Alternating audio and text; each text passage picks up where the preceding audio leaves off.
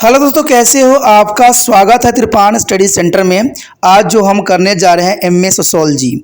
MA के sociology का semester system यानी सोशोलॉजी ऑफ डेवलपमेंट बुक है, यानी विकास का समाजशास्त्र। इसका कोड जो है SOCR 413। ये काफ़ी महत्वपूर्ण चैप्टर है एमए के बच्चों के लिए। इसमें हम हर एक पहलू पर विस्तार पूर्वक चर्चा करेंगे और जानेंगे हर एक पहलू को। चलिए देखते हैं आज हमारा टॉपिक क्या है। हमारा जो आगे आया है काफ़ी महत्वपूर्ण है, एमए सोशोलॉजी सेमेस्टर सिस्टम। इसका कोड जो है SOCR 413 और किताब है विकास का समाजशास्त्र। बुक है यहाँ सोशोलॉजी ऑफ डेवलपमेंट। और चैप्टर जो हम आज करने जा रहे हैं, राजनीतिक आधुनिकीकरण के सिद्धांत यानी थ्योरी ऑफ पॉलिटिकल मॉडर्नाइजेशन, जो काफ़ी महत्वपूर्ण है। और इसके अंतर्गत हमारे समक्ष जो क्वेश्चन आया है, राजनीतिक आधुनिकीकरण तथा राजनीतिक प्रणाली के बारे में आप क्या जानते हो? What do you know about the political modernization and political system. तो ये काफ़ी महत्वपूर्ण रहेगा, राजनीतिक आधुनिकीकरण और राजनीतिक प्रणाली। तो इसमें जो है हम विस्तार पूर्वक चर्चा करेंगे और जानने की कोशिश करेंगे हर एक पहलू।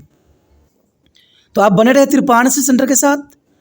अगर हम राजनीतिक आधुनिकीकरण और राजनीतिक प्रणाली के बारे में बात करें, तो राजनीतिक प्रणाली और राजनीतिक आधुनिकीकरण एक दूसरे से काफ़ी जुड़े हुए हैं। राजनीतिक आधुनिकीकरण की उत्पत्ति के पीछे वही मूल्य कारण है जो राजनीतिक विकास के दृष्टिकोण के उपज के लिए जिम्मेवार है। कहते एशिया, अफ्रीका और लैटिन अमेरिका में नए राज्यों में अनेक राष्ट्र का जन्म हुआ और इसके साथ राजनीतिक विज्ञान के अध्ययन के लिए भी कई बातों का जन्म हुआ। तुलनात्मक राजनीति में यह विकास बहुत ही महत्वपूर्ण सिद्ध हुआ। तुलनात्मक राजनीति में ये जो विकास हुई वो काफ़ी महत्वपूर्ण सिद्ध हुआ और हर एक समाज राजनीतिक विकास या राजनीतिक आधुनिकीकरण के लिए कोशिश करता रहा। समाज का कार्य होता है सदैव कोशिश करना, अच्छे बातों का अनुसरण करना। कई देशों में सत्ताधारी अपने निजी हितों की पूर्ति की राजनीतिक विकास या राजनीतिक आधुनिकीकरण की उत्साहित करती हैं। ये काफ़ी महत्वपूर्ण बात है कि कई देशों में सत्ताधारी जो होते हैं अपनी निजी हितों की पूर्ति के लिए राजनीतिक विकास करती हैं। और ये सच्चाई है, सभी सत्ताधारी जो होते हैं अपनी निजी पूर्ति करती हैं। समाज का विकास उनका कभी भी उद्देश्य नहीं रहा, लोगों का विकास उनका कभी भी मोटिव नहीं रहा। उनका मोटिव होता है कि सत्ता में वो बने रहे और अपनी जो है आराम, ऐशो आराम उनसे छूटे ना, इसलिए वो सत्ता में अग्रसर रहती हैं और सदैव उत्साहित रहते हैं। कई परंपरा देशों में राजनीतिक विकास की प्रवृत्तियों को सख्ती द्वारा रोका गया ताकि साधारण लोग राजनीतिक सहभागी के लिए आगे न आ सके, परंतु आधुनिकीकरण की क्रिया लगातार चलती रही। और इसका एग्जाम्पल नेपाल थी।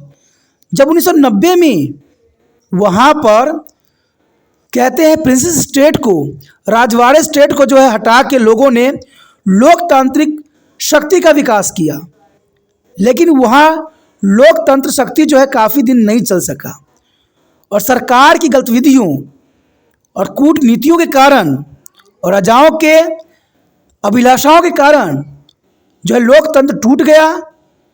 और 2002 में जो है लोकतंत्र टूट के फिर जो है सत्ताधारी के अंतर्गत जो है राजा महाराजा का जो है सत्ता मिल गई, लेकिन फिर भी लोग शांत नहीं रहे और 2006 में फिर संघर्ष हुआ और तब जाके वहाँ पर जो है फिर से राजा को जो है पद से हटा के वहाँ पर लोकतंत्र की बहाल किया गया। तो ये सदैव चलता रहता है राजनीतिक में। राजनीतिक में अगर कोई राज्य को लोग अलग कर रहे हैं तो आप समझ जाइए कि उनका अपना जो है वर्चस्व चाहिए। जैसे आपको पता ही होगा कि भारत का 2 टुकड़ा क्यों हुआ, पाकिस्तान और हिंदुस्तान क्यों बना, सिर्फ एक व्यक्ति के लालसा के कारण। कहते जिन्ना को भारत में प्रधानमंत्री बनना था, लेकिन उनकी जो जीत थी वो बहुत सीमित थी और पंडित जवाहरलाल नेहरू ने सभी क्षेत्रों को जीत के अपनी सरकार बनाने के लिए अग्रसर हुए। जब महात्मा गांधी से जिन्ना ने बात किया कि मुझे प्रधानमंत्री पद चाहिए, तभी जो है मैं जो है भारत का दो टुकड़ा नहीं करूँगा। और ये बात जब महात्मा गांधी ने नेहरू जी से बात किया तो नेहरू जी ने साफ शब्दों में कह दिया कि हमने मेहनत करके जीता है राज्य को, लोगों ने मुझे चुना है, फिर मैं जिन्ना को प्रधानमंत्री कैसे बना सकता हूँ। जब ये बात नेहरू जी ठन गए अपने बातों पे, तो जिन्ना ने साफ शब्दों में कह दिया सभी लोगों से कि आप हिंदुस्तान के नहीं हो, आप पाकिस्तान के सारे मुस्लिम हैं। और सब लोगों ने आँख में पट्टी बांध के एक राजनीतिक नेता की बात सुन के सब के सब पाकिस्तान की तरफ पलायन कर गए। और वहाँ जाते ही वहाँ से हिंदुओं को खदेड़ने लग गए। और यो क्रांति हुई जो आपने देखा दृश्य, वो तो कहते हैं न देखने योग्य थी न समझने योग्य थी। और इस सब कारणों का कारण सिर्फ एक राजनीतिक नेता बना। अगर वो समझता तो शायद इतनी बड़ी दुख दर्द और इतनी बड़ी माइग्रेशन शायद विश्व में कभी न होती। कहते हैं सब राजनीतिक नेता अपनी सिक्का ही जमाने के फिराक में रहते हैं और वो सदैव चाहते हैं कि उनका शासन बना रहे। इसलिए वो कई बार राज्य को टुकड़े कर देते हैं कि उनका जो है सत्ता वहाँ पर बने रहे। और ये बहुत दुर्भाग्यपूर्ण बात है, लेकिन आम जनता कुछ भी नहीं कर सकती। ये जितना मर्जी अपना कार्य करवाते रहते हैं, चलाते रहते हैं, सिर्फ अपने आप को ही सही करते रहते हैं, न जनता की बात सुनते हैं न जनता की बातें मानते हैं।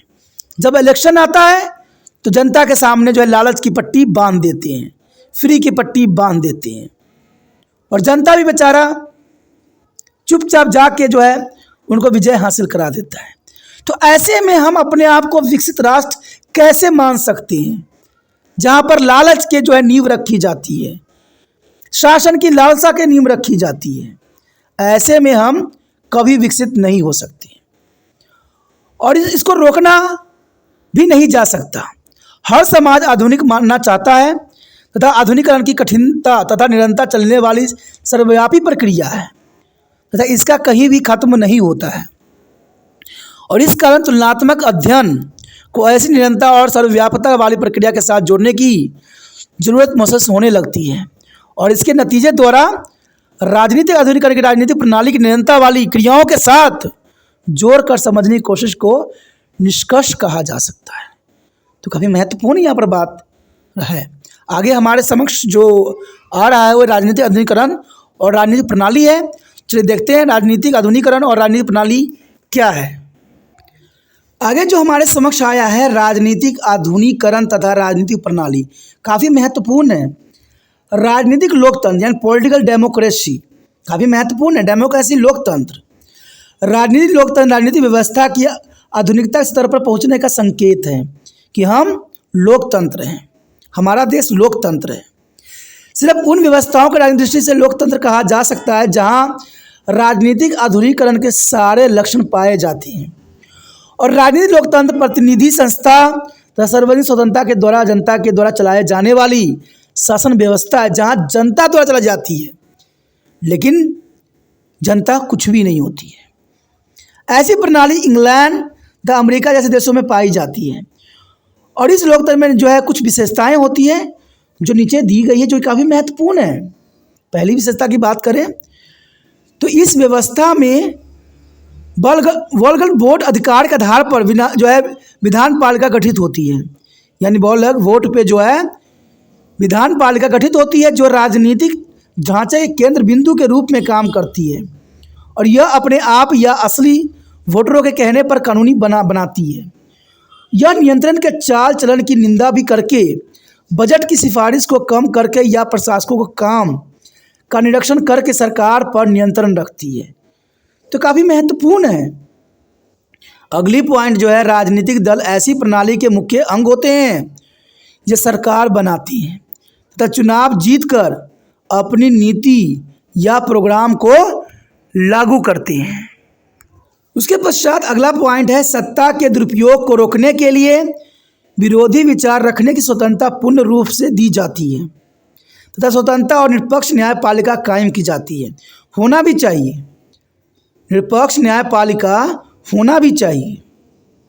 कहते हैं लोग अपने आप पर लोकतंत्र नियंत्रण रखते हैं तथा अपनी सरकार को बदलने या ठीक करने के लिए संवैधानिक ढंग अपनाती है। लोगों ने अपनी सरकार पर भरोसा रखने की उम्मीद की जाती है कि लोग अपने सरकार पर भरोसा रखें। लोग द्वारा चुने गए शासकों को फैसले को लागू करने के लिए शिक्षित तथा संगठित सिविल सेवा कायम की जाती है, जो काफ़ी महत्वपूर्ण यह बात है। अगर अंतिम पॉइंट की बात करें तो कानून तथा अमन कायम करने के लिए पुलिस तथा फौज कायम की जाती है। तो कहते हैं बहुत कुछ की जाती है, लेकिन समाज में सुचारू रूप से कार्य करे, यही कृपाण स्टडी सेंटर का जो है अभिलाषा है। उसके पश्चात हमारे समक्ष आता है संरक्षक लोकतंत्र, टेरिटरी डेमोक्रेसी। ये काफ़ी महत्वपूर्ण है।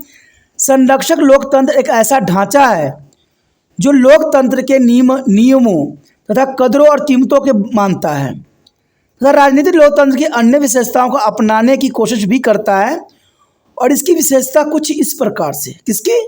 संरक्षक लोकतंत्र की पहली विशेषता तो यही है कि कार्यपालिका शक्ति का असल केंद्र स्रोत होता है, जो विधान पालिका से ज़्यादा शक्तिशाली होता है, और इसकी सत्ता को केंद्र में एक ताकतवर व्यक्ति को कुछ लोगों का समूह प्रयोग करता है, जो पार्टी तथा सरकार दोनों को काबू रखता है।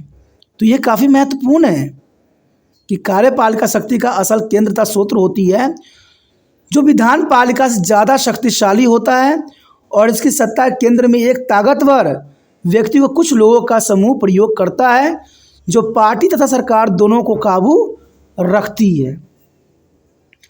उसके पश्चात आता है विधान पालिका कार्यपालिका के पूरे नियंत्रण में काम करती है, तो इस कारण यह सीमित काम करती है। यानी विधान पालिका कार्यपालिका के पूरे नियंत्रण में काम करती है तथा इस कारण यह सीमित काम करती है। इसमें कुशल तथा वफादार नौकरशाही होती हैं, जो सरकार की नीतियों को ठीक आलोचना करने की योग्यता रखते हैं। मैं एक बात कहता हूँ, अगर नौकरशाह ईमानदारी से अगर काम करते तो शायद हमारे देश में इतनी बुराई नहीं होती, क्योंकि ये लोग वही किताब पढ़ते हैं जो देश की बुराइयों के साथ लेके चलते हैं। और हमारे लेखकों ने कहते हैं हर समय बुराइयों के ऊपर ही प्रकाश डाला है और सदैव इसे दूर रखने की कोशिश किया है, लेकिन फिर भी नौकरशाही अपनी नीतियों का जो है ठीक प्रकार से उपयोग नहीं कर पाती है। दबाव यही होता है कि वो सिर्फ कार्य करती हैं। विरोधियों के विचार प्रकट करने की आज़ादी होती है, जो हमारे राजनीति में देखने को मिलता है। चाहे संचार साधनों पर कार्यपालिका बहुत अधिक ज़्यादा नियंत्रित होता है। जन तक आज़ादी तथा कानून की पूरी सुरक्षा के साधन कायम रखे जाते हैं। जन तक आज़ादी तथा कानून की पूरी सुरक्षा रखी जाती है, लेकिन देखा जाए तो ये आम बात है, ये कोई विशेष नहीं है, क्योंकि अब क्या है आगे, ये तो बहुत बड़ी विडंबना है। उसके पश्चात हमारे समक्ष है आधुनिकशील अल्पतंत्र। आधुनिकशील या अल्पतंत्र यानी मोरलाइजिंग ऑफ ओलिगार्ची। कई बार आधुनिकरण की क्रिया लोकतांत्रिक ढांचे में जो है संभव नहीं होती है, अतः लोकतंत्र संस्था राजनीतिक आधुनिकरण के रास्ते में रुकावट बन जाती है। और कई बार नागरिकों को हिस्सेदारी राजनीतिक व्यवस्था पर चोट मारती है। जनता आज़ादी को असीमित मान लेती है, जिसके साथ अराजकता पैदा हो जाती है, और ये तथा आधुनिकरण के सारे रास्ते बंद हो जाते हैं। ऐसी स्थिति में समाज को आधुनिकरण के स्थान पर उसकी संपन्नता जरूरी होती है। लोग हर कीमत पर किसी शक्ति शासन के लिए सब कुछ त्यागने के लिए तैयार हो जाते हैं, और ये हम देखते भी हैं। लोगों को जो है माइंड को इस तरह से बरगलाया जाता है कि लोग सच्चाई को भूल जाते हैं और उनकी बातों का अनुसरण करने लग जाते हैं। आधुनिकरण अल्पतंत्र ऐसी स्थिति में सत्ताधारी बन जाते हैं। जनरल सी बात है, जब लोग के माइंड पे राजनीतिक दलों का कंट्रोल हो जाए तो उनको सत्ता मिलना कोई बड़ी बात नहीं होती है। और ये कंट्रोल तब करते हैं जब वो लालच देते हैं, तरह तरह के प्रपंडे अपनाते हैं, तब मनुष्य का जो दिमाग है, आम जनता के दिमाग जो है, उनके नियंत्रण में आ जाते हैं। और वो ये सोचने लग जाते हैं कि वो हमें तो ये फ्री करेंगे, वो फ्री करेंगे, ये माइंड को कंट्रोल करने की सबसे उत्तम साधन है। लोगों को लालच दो। ये साइकोलॉजी बात कहती है। साइकोलॉजी जो है यही बात कहती हैं कि अगर आप किसी के दिमाग को कंट्रोल करना चाहते हो तो जितना हो सके उसको लालच देने की कोशिश करो। वो हर चीज़ करने को तैयार हो जाएगा जो आपकी इच्छा होती है। और ऐसा ही राजनीतिक नेता भी करती हैं।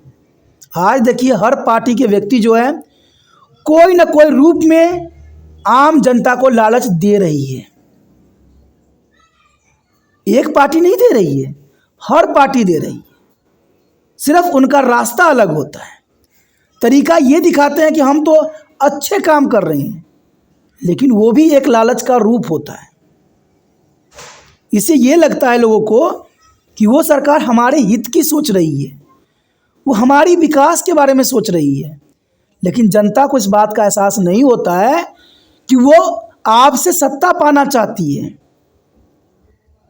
और सत्ता बनी रही यही तो उनकी भलाई होती है। इसमें राजनीतिक आधुनिकीकरण की जगह आर्थिक तथा सामाजिक आधुनिकीकरण के पहल दी जाती है। इनकी स्थापना नागरिक, सैनिक और दोनों क्षेत्रों में की जाती है। आधुनिक अल्पतंत्र की विशेषता नीचे लिखी गई है, जो कि काफ़ी महत्वपूर्ण है। यहाँ पर संसद प्रशासकों के फैसले की सहमति देने वाली संस्था होती है। संसद जो होती है प्रशासकों के फैसले को सहमति देने वाली संस्था होती है, और इसके पास कोई विशेष वैधानिक शक्ति नहीं होती है, जो भारत में प्रावधान है। विरोधियों के कानून तौर पर ख़त्म किया जाता है, और स्वतंत्र तथा निष्पक्ष चुनाव नहीं होते हैं। स्वतंत्र तथा निष्पक्ष चुनाव हमारे देश में नहीं होते हैं, और राजनीतिक दलों पर रोक होती है। संचार के साधनों पर पाबंदी लगी होती है, जो आम बात है। मैंने इसके बारे में कई बार बताई है आपको। नौकरशाही की हालत इस कारण मजबूत होती है क्योंकि प्रशासक इस पर निर्भर होते हैं तथा इनको ऊपर पाबंदी को लोकतंत्र ढंग नहीं होते हैं। यह आधुनिकीकरण का अल्पतंत्र है। स्वतंत्र निष्पक्ष न्यायपालिका का अस्तित्व पूरी तरह नहीं होती है। हम कहते हैं कि न्यायपालिका स्वतंत्र है, लेकिन देखा जाए तो न्यायपालिका का अस्तित्व भी पूरी तरह से स्वतंत्र नहीं होता है। उसके पश्चात हमारे समक्ष है तानाशाही अल्पतंत्र। देखा जाए तो तानाशाही अल्पतंत्र यानी डिक्टेटरशिप ऑलिगार्ची काफ़ी महत्वपूर्ण है। कहते हैं तानाशाही अल्पतंत्र राजनीतिक आधुनिकीकरण की जगह सामाजिक तथा आर्थिक लोकतंत्र की पहल देती है। ऐसे अल्पतंत्र में एक विचारधारा के आधार पर संगठित एकाधिकार राजनीतिक दल की अगुवाई में आधुनिकीकरण के सारे पक्ष को एक समान ले जाने की कोशिश करती है। और तानाशाही अल्पतंत्र की विशेषता हम आगे देखते हैं। तो यहाँ पर पहली विशेषता यही आती है तानाशाही अल्पतंत्र की कि राजनीतिक सत्ता जाति, वर्ग तथा किसी और आधार पर बने गुट के हाथ में पूर्ण तरह यह केंद्रित होता है। यानी किसी न किसी के हाथ में जो है तानाशाही अल्पतंत्र केंद्रित होता है। एक अनुशासित तथा संगठित विशेष वर्ग होता है जो पार्टी रूपी संस्था द्वारा विचारधारा के आधार पर एकजुट होता है। कानून के शासन, स्वतंत्रता, निष्पक्ष न्यायपालिका तथा कानूनी रूप से संगठित विरोध दल का अस्तित्व पूरी तरह नहीं होता है। ये काफ़ी महत्वपूर्ण है। लोकतंत्र के मुख्य धारा, व्यास, वोटर अधिकार और समय समय पर चुनाव, 2 सदनीय विधान पालिका, केवल प्रचार इत्यादि ही होती हैं। तो ये काफ़ी महत्वपूर्ण है। एक बुद्धिजीवी वर्ग पैदा करने की कोशिश की जाती है जो सरकार विचारधाराओं को उचित सिद्ध करने पर देश में बनावटी सहमति का वातावरण पैदा करने की तरफ कदम उठाता है। और जनरल सी बात है, देश में बनावटी सहमति ही पैदा की जाती है। उसके पश्चात हमारे समक्ष है परंपरावादी अल्पतंत्र, ट्रेडिशनल ऑलिगार्ची। बहुत काफ़ी महत्वपूर्ण है। आमतौर पर परंपरावादी अल्पतंत्र और राजनीतिक आधुनिकीकरण एक दूसरे के विरोधी कहे जा सकते हैं। यानी परंपरावादी अल्पतंत्र और राजनीतिक आधुनिकीकरण एक दूसरे के विरोधी हुए, क्योंकि यह आधुनिकीकरण के परंपराओं को बिल्कुल उलट है। कई बार मानवीय परिवर्तन अच्छे होने के बावजूद भी परंपरा के साथ जुड़े रहती हैं, और यह बात सामाजिक तथा सभ्याचार के क्षेत्र की तरह राजनीतिक क्षेत्र पर भी लागू होती हैं। पुण्य परिवर्तन तो साम्यवादी राज्यों में भी सफल नहीं हो सकता है। कहते हैं पुण्य परिवर्तन तो साम्यवादी राज्यों में भी सफल नहीं हो सका। हर देश को आधुनिक बनाने के लिए रीति रिवाज और रूढ़वादी के साथ संघर्ष करना पड़ता है। और परंपरावादी समाज में शासक या तो खून के रिश्ते के आधार पर बनते हैं या खून संबंधी रिश्तों में चुनाव की प्रक्रिया में हिस्सा लेने के लिए उनके द्वारा प्रभावित व्यक्ति चुना या दोनों के संयोग के साथ बनती हैं। ये तो जनरल सी बात है। हमारे देश में ये प्रावधान है कि हर मंत्री का बच्चा मंत्री ही बनता है, क्योंकि उनको बहुत अनुभव होता है और अपने बच्चों को ये बहुत ही आसानी से राजतंत्र में जो ले आती हैं और उन्हीं के जो है पीढ़ी दर पीढ़ी चलता ही रहता है। शासकों को श्रद्धा के साथ देखा जाता है। कहते हैं परंपरावादी लोकतंत्र की कुछ विशेषता जो नीचे दी गई है काफ़ी महत्वपूर्ण है। तो पहली विशेषता तो यही है कि बहुत सारे विकासशील तथा विकसित राज्यों में यह व्यवस्था पाई जाती है। विधान पालिका के कोई दर्जा प्राप्त नहीं होता है। विधान पालिका को कोई दर्जा प्राप्त नहीं होता है क्योंकि शासकों द्वारा आप चुने हुए सलाहकारों के सहयोग के साथ सत्ता का प्रयोग किया जाता है और शासक अपना राज्य चलाने के लिए सीमित फौज तथा पुलिस रखता है और राज्य को काम का सीमित घेरा होने के कारण कुशल नौकरशाही की जरूरत नहीं पड़ती है। राज्य के काम का सीमित घेरा होने के कारण कुशल नौकरशाही की यहाँ जरूरत पड़ती ही नहीं है। और इस तरह के लोकतंत्र में समानताशाही देखने को मिलती है, जिस कारण खून के रिश्ते या आधारों पर जो बने छोटे छोटे समूह या क्षेत्र प्रभावशाली हो जाते हैं। ये तो आम सी यहाँ पर बात कही गई है। अगर हम निष्कर्ष देखें तो ये साफ हो जाता है कि संसार के सारे राजनीतिक ढांचे राजनीतिक आधुनिकीकरण की तरफ बढ़ रहे हैं और यह बात स्पष्ट करती है कि आधुनिकीकरण के थोड़े समय के लिए रोका जा सकता है, परंतु समय को बदलने के साथ ही यह अपने राह पर चलने लग जाता है। और इससे स्पष्ट हो जाता है कि संसार के सारे राजनीतिक ढांचों में इस 5 वर्ग में नहीं रखा जा सकता, जो काफ़ी महत्वपूर्ण है। और इसके साथ हमारा दोस्तों ये टॉपिक भी ख़त्म हो जाता है। आगे का टॉपिक और भी महत्वपूर्ण है, राजनीतिक आधुनिकीकरण के आधार क्या है और आधुनिकीकरण और पश्चिमीकरण के बीच अंतर क्या है। तो अगला टॉपिक और भी महत्वपूर्ण होने वाला है।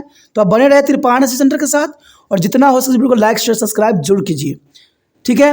और जितना हो सके शेयर कीजिए। शेयर करने कुछ नहीं करना है, यूट्यूब से लिंक को कॉपी करना है और व्हाट्सएप स्टेटस पर लगाना है। जो बच्चे आपकी क्लास के होंगे वो जरूर देखेंगे, जरूर समझेंगे। और पहली बार वीडियो देख रहे हो, पहली बार मेरे चैनल पे आए हो, तो जर्नल सी बात है, इनको सब्सक्राइब करके अपने मोबाइल में अवश्य सेव कर लीजिए।